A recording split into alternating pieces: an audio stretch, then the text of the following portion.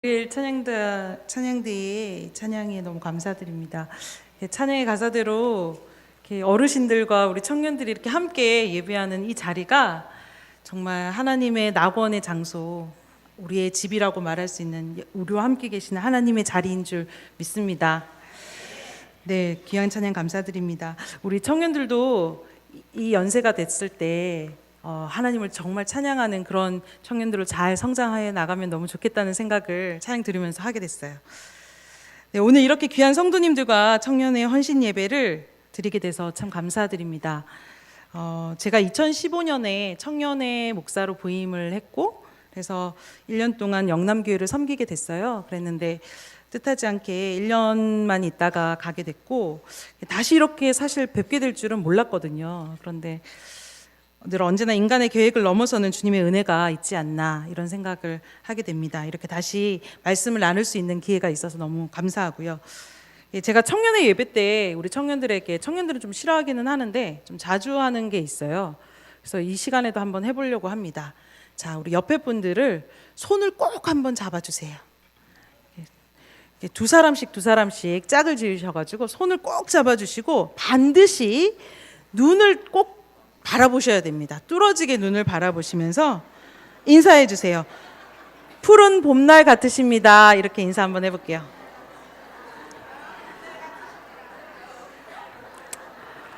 네, 푸른 봄날, 청년의 낸 청춘이라는 뜻을 가지고 있는 이 푸른 봄날 같은 이때를 살아가시는 여러분들 되시기를 바라고, 오늘 예배 가운데 푸른 봄날 같은 주님의 은혜가 풍성하기를 기도드립니다. 네, 저희가 영남 청년회가 이 청년의 헌신 예배를 준비하면서 성도님들과 어떤 말씀을 나눌까 이런 생각을 여러 가지 생각을 하게 됐어요.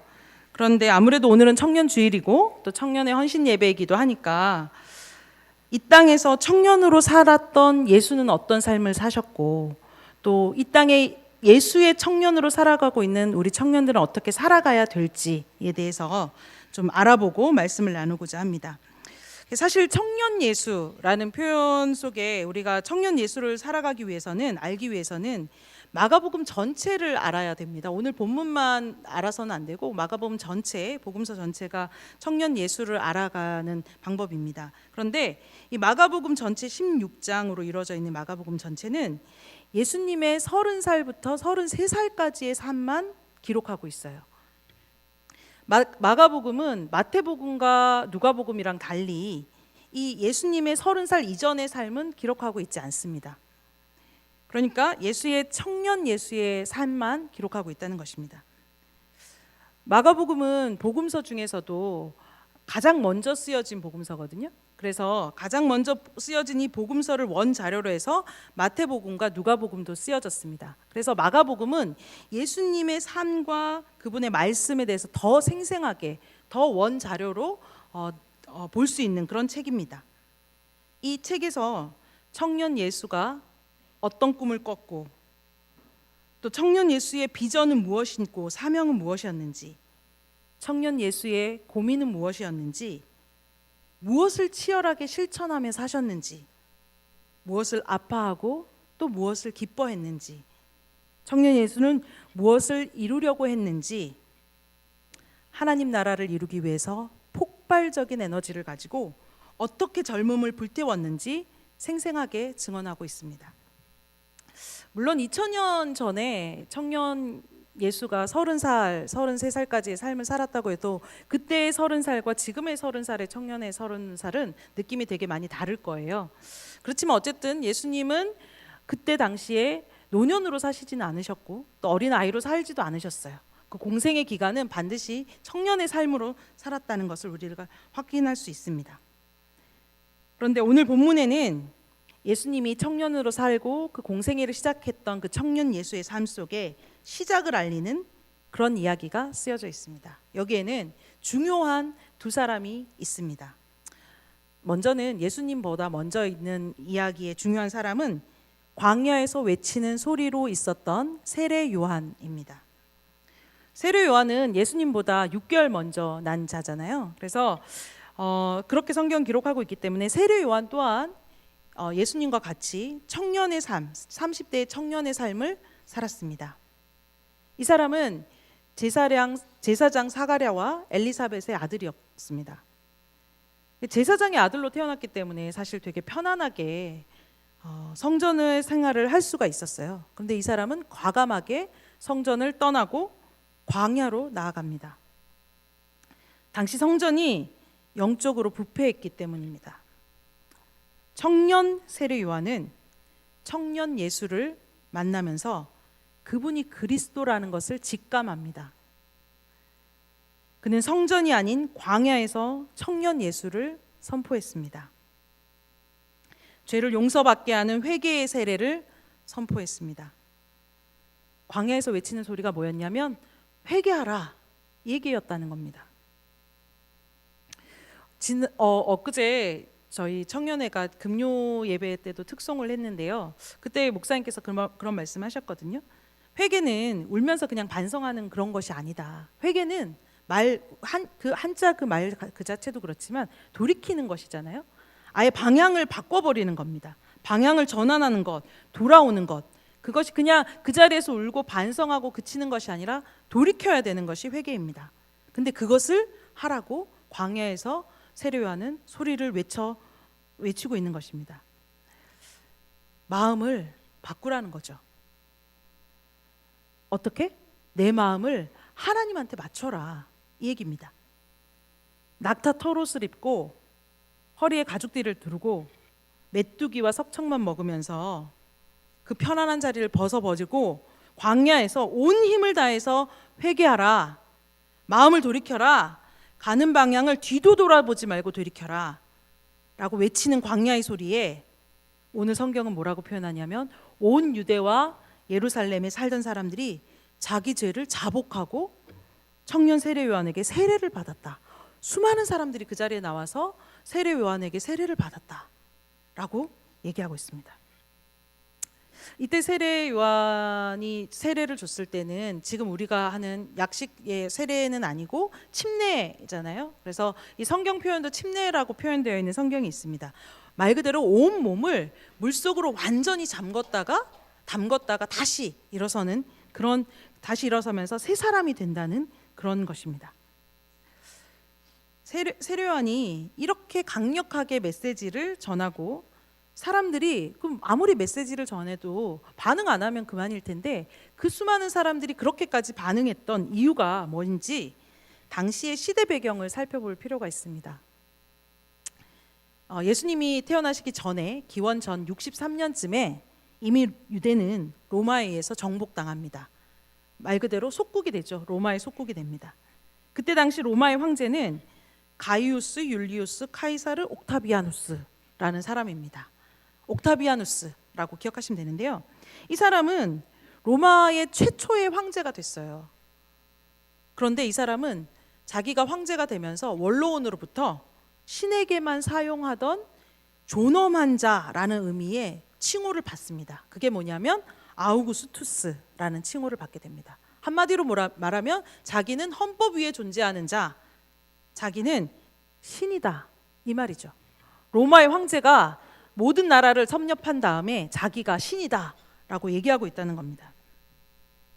그러면서 그때 당시 예루살렘이었던 유대의 땅은 이 사람이 로마의 아우구스투스가 이 헤롯 대왕에게 너가 이것을 대신 통치하라라고 통치권을 넘겨줍니다. 그래서 헤롯 대왕이 유대 땅을 통치권을 받고 유대를 통치하게 됩니다. 그런데 예수님이 살았던 그 당시는 이제 시간이 조금 지나서 예수님이 살았던 당시는 로마의 첫 번째 황제도 죽고 두 번째 황제가 있었던 때고 헤롯 대왕도 죽었을 때입니다. 이미 AD 그 기원 후에 4년째쯤 됐을 때 이미 죽었기 때문에 이 사람 죽고 나서 자기 아들들에게 유대의 통치의 분할권을 줘요. 나라를 나눠가지고 너는 이쪽 지역을 통치하고 너는 이쪽 지역을 통치해라, 이렇게 서로 분할권을 줘서 통치하게 만듭니다. 근데 예수님이 살았던 지역은 갈릴리 지역이잖아요. 그래서 이 갈릴리 지역에서는 헤롯 안티파스라는 사람이 다스렸습니다. 근데 이 사람은 당시에 자기가 이 통치권을 받았는데 그 자기를 지배하고 있던 로마의 나라에 잘 보이고 싶죠. 그래서 자기가 그 통치권을 계속 유지하고 싶잖아요. 그래서 어떻게 하냐면 수도를 새로 짓습니다. 세포리스라는 수도를 새로 짓고 당시의 휴양 도시를 로마식으로 바꿔버려요. 그러면서 티베리아스라는 곳을 도시를 건설하게 됩니다. 그래서 우리가 이 티베리아스 같은 경우는 우리가 잘 아는 디베랴, 성경에도 표현되어 있는 그런 지역입니다. 그래서 그렇게 엄청난 도시를 막 건설하고 있었던, 그래서 자기의 통치권을 계속 가져가고 로마의 황제에게 잘 보이고 싶었던 그 사람들 때문에 당시 유대에 살던 사람들은 너무 힘든 상황을 보내는 거죠. 하루하루가 고달픕니다. 안 그래도 속국이었는데 로마 황제가 자기를 지배하고 있는데, 게다가 자기를 통치하고 있었던 헤롯 안티파스가 계속 도시를 건설하게 하면서 노동을 시키는 거예요. 그러니까 너무 쉽지 않은 삶을 살고 있었습니다. 강제 노동을 시달리면서 유대 사람들은 무엇을 꿈꾸냐면, 당연히 이 고통이 끝났으면 좋겠다, 새로운 세상이 왔으면 좋겠다라고 꿈을 꿉니다. 자신을 구원해 줄 메시아를 기다리게 됩니다. 이때 예수님께서 공생애를 시작하시는 거예요. 그런데 예수님이 공생애를 시작하시기 그 전에 세례 요한이라는 사람이 얹어 와서, 돌이켜라, 너희가 지금 건설하는 이 도시가 너희가 그 황제를 위한 도시가 아니다, 하나님께로 돌아오라 라고, 회개하라 라고, 삶의 방향을 완전히 바꿔버리라 라고 얘기하는 겁니다. 그때 예수님은 이 세례 요한에게 세례를 받고 예수님도 새로운 꿈을 꾸시는 거죠. 그 새로운 세계는 어떤 세계냐면, 사람이 지배받지 않는, 사람이 사람을 지배하는 그런 세상이 아닙니다. 사람이 지배받지 않는 나라입니다.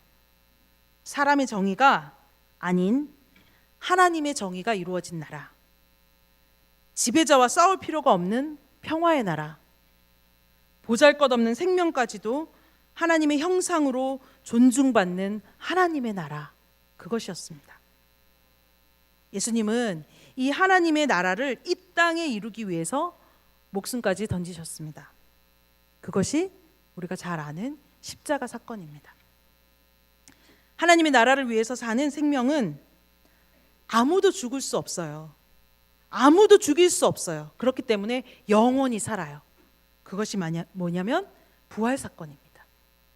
그것이 예수님께서 하나님의 나라를 꿈꾸면서 새로운 세상을 만들기 위한 그 계획을 가지고 공생애를 시작하신 세상입니다. 마가복음 전장에 건쳐 있는 이 예수님의 삶과 사역은 세례 요한의 외침에 대한 반응으로 예수님은 시작을 했잖아요. 그 외침에 예수님도 반응해서 세례를 받게 됩니다. 그런데 여기 성경의 표현에 보면 사람들은 자기의 죄를 자복하고 나서 세례를 받았다라고 표현을 하거든요. 그런데 예수님은 자복할 죄가 없으시잖아요. 완전하신 분이시잖아요. 그래서 예수님은 자복할 회개 없이 그저 그 세례를 받게 됩니다. 돌이킬 것이 없었던, 하나님께 온전히 집중되어 있었기 때문에 그냥 세례를 받으셨습니다. 그리고 온몸을 물에 온전히 담그고 다시 일어나서 새로운 세상을 향해서 꿈을 꾸고 첫 걸음을 걸으시고 공생애를 시작하시는 겁니다. 예전에 제가 선교지에 있었던 적이 있었어요. 그런데 그 선교지는 장로교의 목사님이시긴 했지만 선교지의 상황에 따라 그 세례를 침례로 드렸거든요. 근데 저는 이제 세례를 받았던 사람이기 때문에 세례를 제가 받은 건 침례를 한 건 아니지만 침례를 하는 그 예식을 제가 참여하면서 옆에서 도와드린 적이 있어요. 그런데 그 자리에 참석하면서 굉장히 큰 감동이 있었다는 것을 지금도 기억해요. 그 감동을 아직도. 사람이 온전히 그냥 목사님이 그 선교지에 있는 현지인 분을 완전히 그냥 푹 담궈버리시더라고요. 그리고 꺼내시는데, 저렇게 주님과 함께 죽고 사는 거구나. 세례에 대해서, 침례에 대해서 다시 한번 생각하면서 깊은 깨달음이 있었던 그런 순간을 기억합니다. 이렇게 예수님은 30살의 예수가, 청년 예수는 자신의 몸을 온전히 담그고 그렇게 공생애를 시작하면서 하나님 나라를 선포합니다. 하나님 나라를 선포한 예수님의 삶과 말씀은 사실 여기 계시는 우리 어르신 성도님들은 너무 잘 알고 계시는 말씀들일 거예요. 저는 오늘 이 말씀 시간에 우리 성도님들에게 우리 청년, 예수의 청년으로 살아가고 있는 청년들에 대해서도 좀 말씀드리고 싶어요. 청년 예수는 이렇게 살았는데요. 우리 예수의 청년들은 오늘 어떨까? 혹시 제가 질문을 드려볼게요. 여러분들에게 우리 어르신 신앙의 선배님들에게 어떻게 비춰질지 되게 궁금합니다. 제가 1월 달에 우리 청년의 목사로 교회에 부임을 하고 나서 우리 청년들을 한 사람 한 사람씩 만나고 있어요. 그런데 1대1로 청년들을 만나다 보면서 제가 가장 크게 느낀 거 하나는 청년들이 너무 열심히 산다는 거예요. 너무 바쁘다. 해야 할 일이 너무 많고 그것을 다 해내기 위해서 되게 바쁘게 사는구나. 약속을 제가 잡아요. 어렵게 약속을 잡거든요. 청년들이랑 언제 만나자 이렇게 주중에 내가 너가 있는 곳에 갈게 이렇게 하면서도 잡는데 그 하루 전날 혹은 그날 연락이 와요. 목사님 회사에서 회식이 생겼는데요. 목사님 뭐가 갑자기 생겼는데요. 이러면서 약속을 번복되는 경우가 굉장히 생각보다 잦게 있더라고요. 그만큼 저는 그런 약속이 취소될 때 저는 약속이 깨졌네 슬프다 이런 게 아니라 우리 청년들이 너무너무 열심히 살고 있구나 이런 생각을 하면서 좀 안타까워지는 경우가 있습니다. 그런데 이렇게 청년을 1대1로 만나다 보면 각자 가지고 있는 짐들이 많고 말 못할 이야기들이 많고 또 물리적인 상황에서 오는 짐들도 있고 또 미래와 진로에 대해서 또 아까 전에 기도하시는 우리 청년도 그런 얘기 했었는데 너무 취업난이 심각하잖아요. 그런 상황 속에서 미래에 대해서 늘 언제나 두려움으로 가지고 있는 짐들이 우리 청년들에게 있습니다. 관계에서 오는 짐도 녹록지 않아요. 요즘에 다들 개인주의화가 되어서 서로 이렇게 뭔가 뭉쳐가지고 뭔가 한다. 그 속에서 어울러서 뭔가를 한다는 게 청년들에게는 쉽지 않나 봅니다. 근데 가끔은 물론 더 어려운 시절을 청년의 때를 보내신 어르신들이 계시긴 하겠지만 가끔 저는 그런 생각도 하거든요. 제가 지금 청년이 아닌 게 되게 다행이다. 이런 생각도 하게 될 때가 있어요. 청년들 만나다 보면. 재작년에 종교개혁 500주년을 맞이하면서 한국기독청년협의회가 청년의 교회 종교에 대한 의식 설문조사라는 것을 실시했어요. 그래서 어떤 의식을 가지고 있는지 교회에 대해서 또 신앙에 대해서 이런 질문을 했습니다. 그런데 그 질문에 제가 우리 성도님들께 한번 질문 드려보겠습니다. 청년들이 가장 큰 고민을 뭐라고 얘기했을 것 같아요? 네? 네, 맞습니다. 뭐라고 말씀하시는지 잘 안 들리는데 그냥 맞다고 했고요. 취업. 청년들이 가장 큰 고민은 취업이래요. 53.7%, 거의 반 이상이 이 하나의 답을 했어요. 그리고 그 다음이 돈이에요. 돈도 22.1%, 그 다음이 진로였습니다. 종교를 가지고 있는 청년들한테 물어봤는데 종교를 가지게 된 가장 중요한 이유가 뭐냐라고 질문을 했어요. 뭘 것 같으세요? 네, 맞고요. 내적인 평안이라고 대답을 했어요. 좀 의외일 수도 있을까요? 44.7%. 내적인 평안 때문에 종교가 필요하다. 그 종교에서 가장 중요한 건 그거다. 그리고 한국 교회, 그러니까 교회가 해야 될 역할은 뭐냐면 심리적 안정이다. 이게 청년들한테는 그렇게 이게 나왔다는 거예요. 어른들한테 나왔으면 답이 달라졌을 텐데 청년들은 이렇게 느낀다는 거예요. 심리적 안정이 31.8%. 교회가 어떤 순기능을 하느냐? 심리적 안정이 37.5%. 교회가 문제 해결에 도움을 주는 부분이 뭐냐? 해결은 되지 않지만 마음의 위로를 준다. 56%. 해결은 안 돼요. 교회 다녀도 신앙생활해도 예수 믿어도 해결은 안 돼. 그런데 그냥 마음의 위로 좀 얻는 거예요. 그게 56%입니다. 소그룹에서 가장 많은 대화를 나누는 주제가 뭐냐?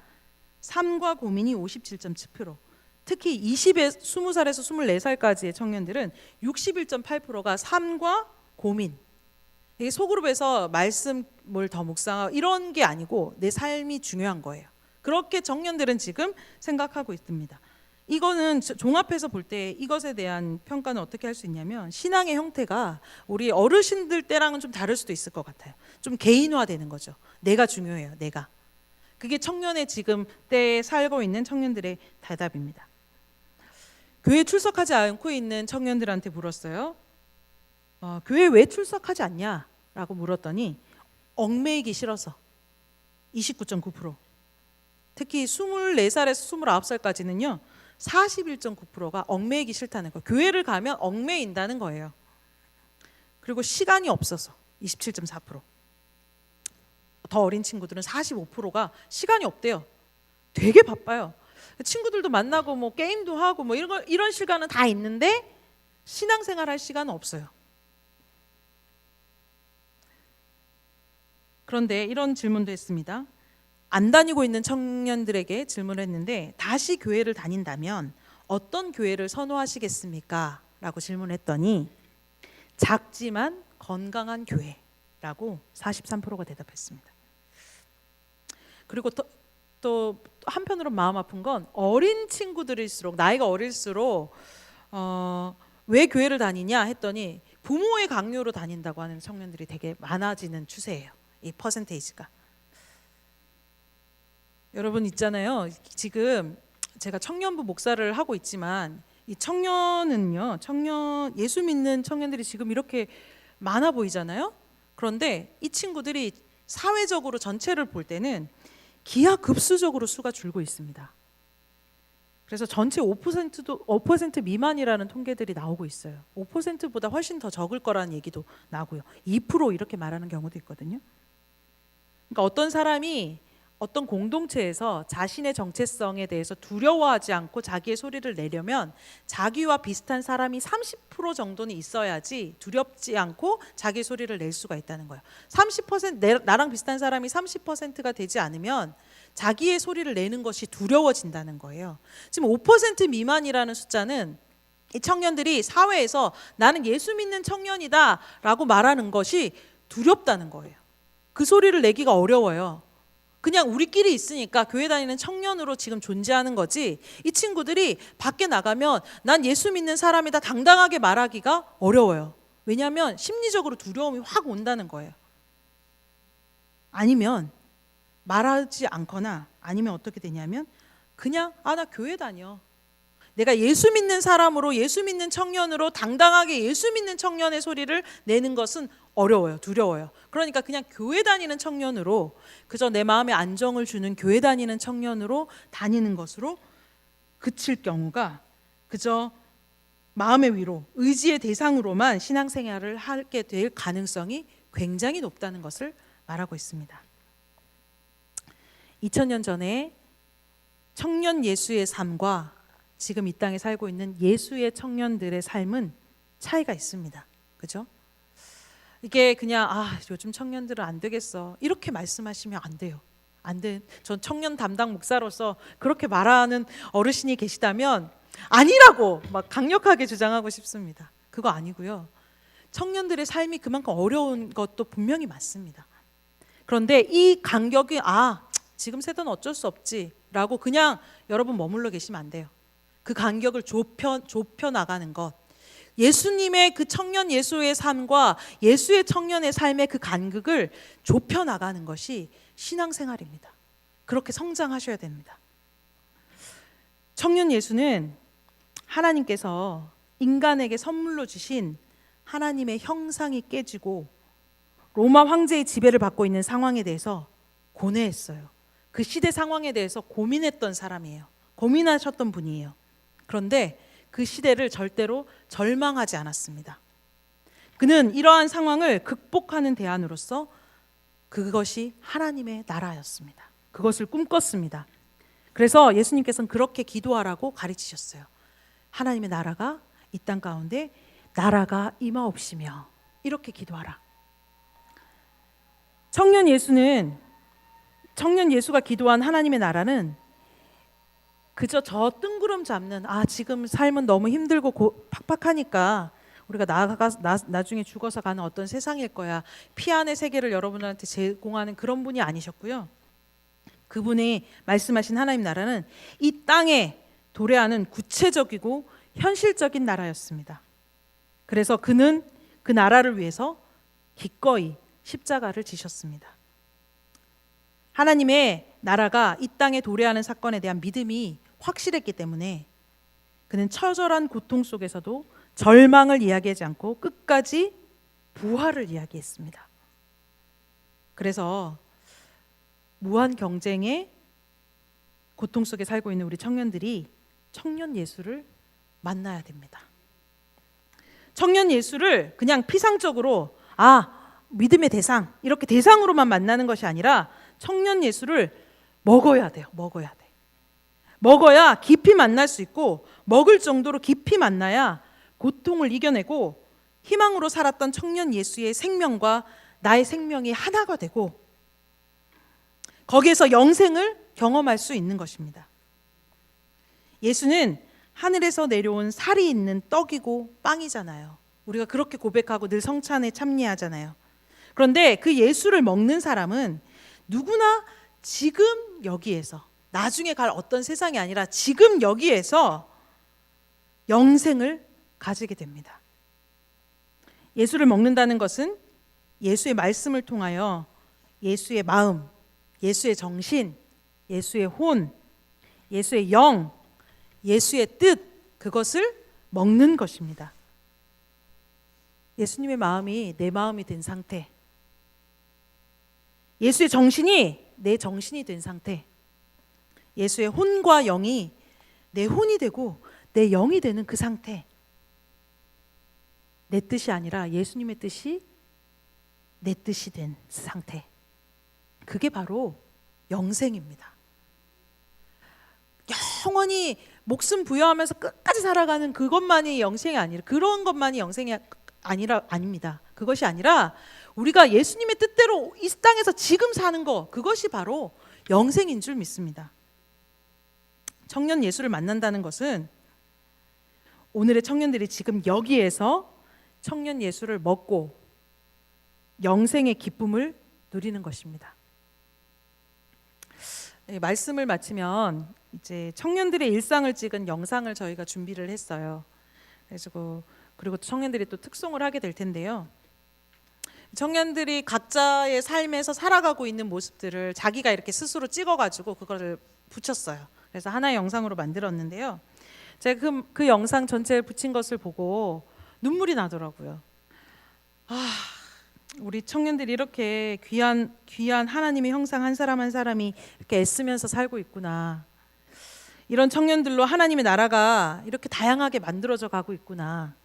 이런 귀한 청년들을 내가 섬기고 있구나. 이렇게 생각이 돼서 좀 눈물이 나더라고요.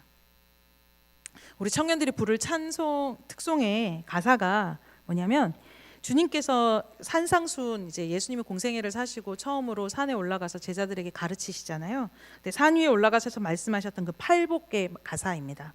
그 말씀으로 이루어진 가사인데요.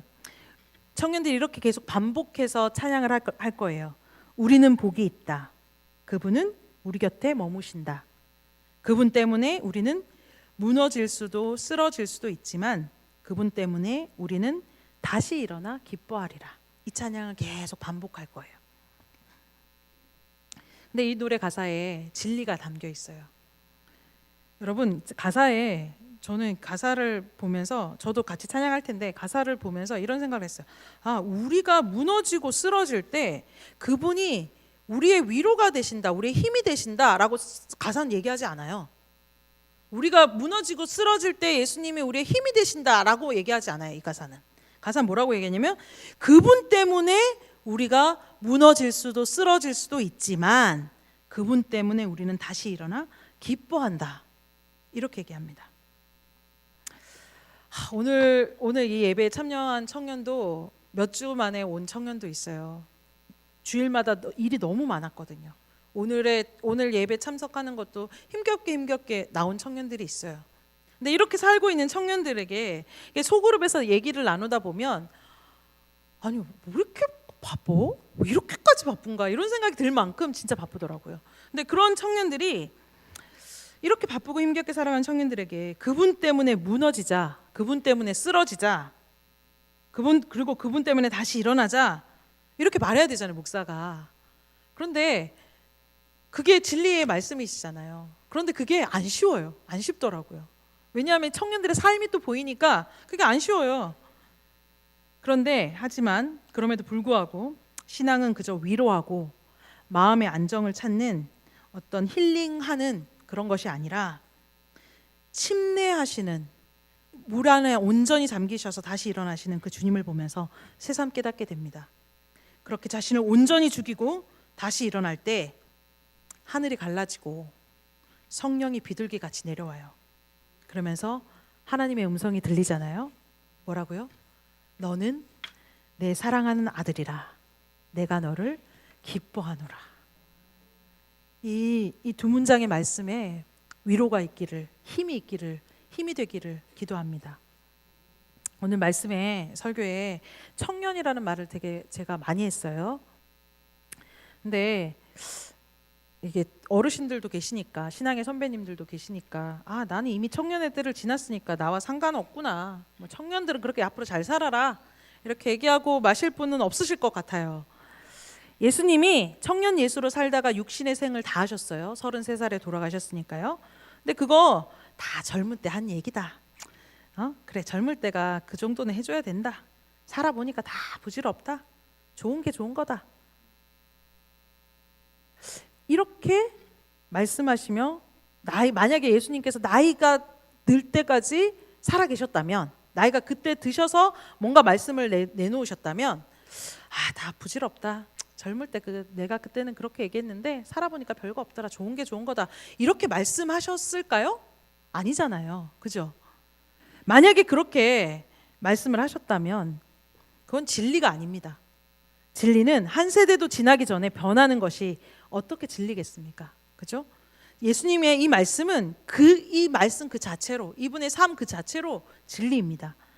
예수님의 공생애를 좀 더, 예수님이 공생애를 좀 더 나이 들어 시작하셨다면 사람들한테 말이 더 먹혔을 것 같잖아요. 어느 정도 좀 사회적 지위도 있고 나이도 좀 있으면 뭐라도 한마디 했을 때 사람들이 더 많이 영향을 받았을 것 같잖아요. 그런데 왜 예수님은 30에 공생애를 시작하셨을까? 이런 생각도 한번 뜬금없이 해봅니다.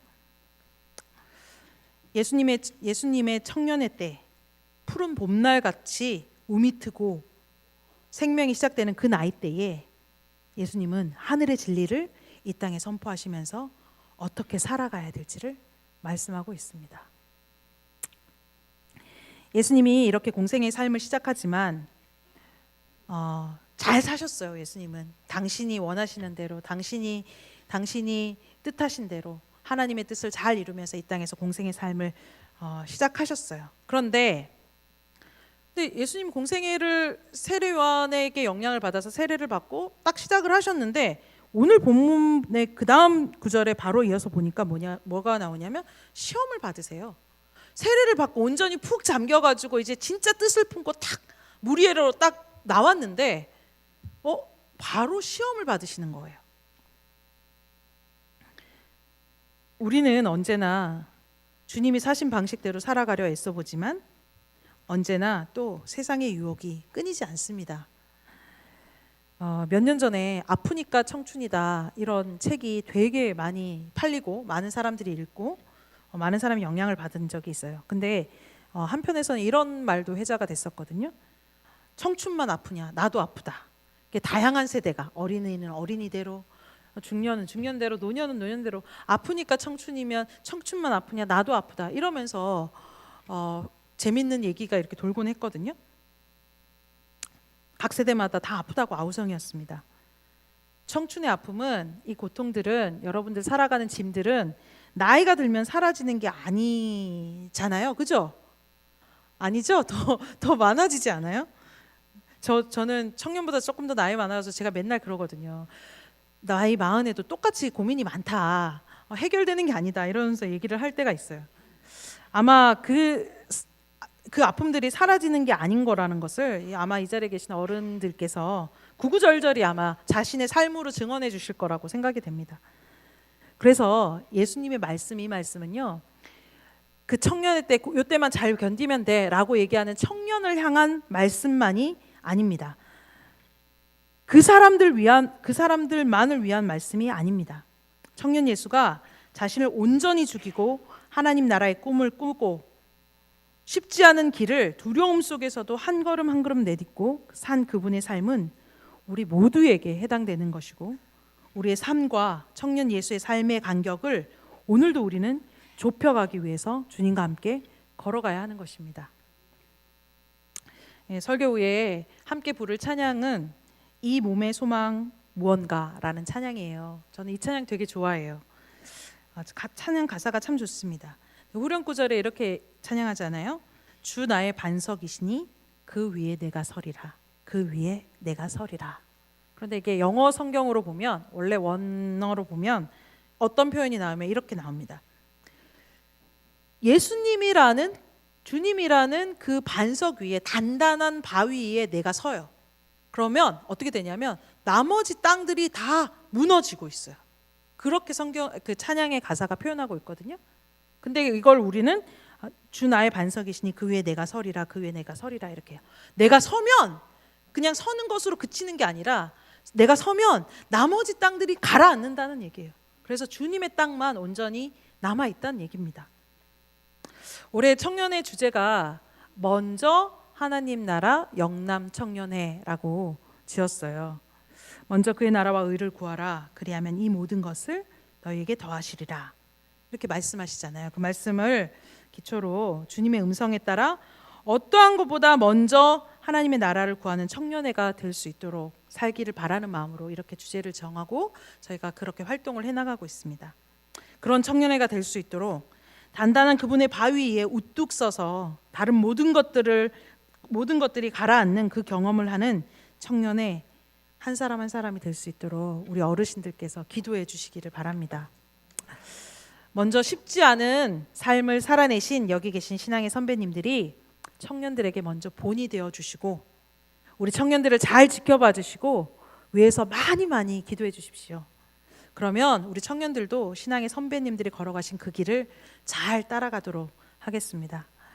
여기 있는 청년뿐만 아니라 모든 성도님들에게 청년 예수의 삶과 정신과 뜻과 혼과 영이 날마다 넘쳐나서 이 땅에서 부활을 살고 영생을 살아가시기를 기도드립니다. 함께 기도하겠습니다. 주님, 이 땅에 청년으로 오셔서 우리에게 삶의 본을 보여주시니 감사드립니다.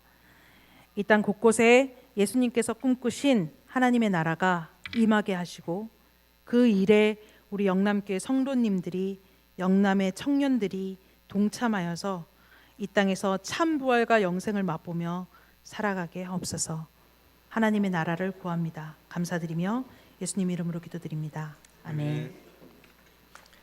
다 같이 찬송가 488장 부르시면서 봉헌하시겠습니다.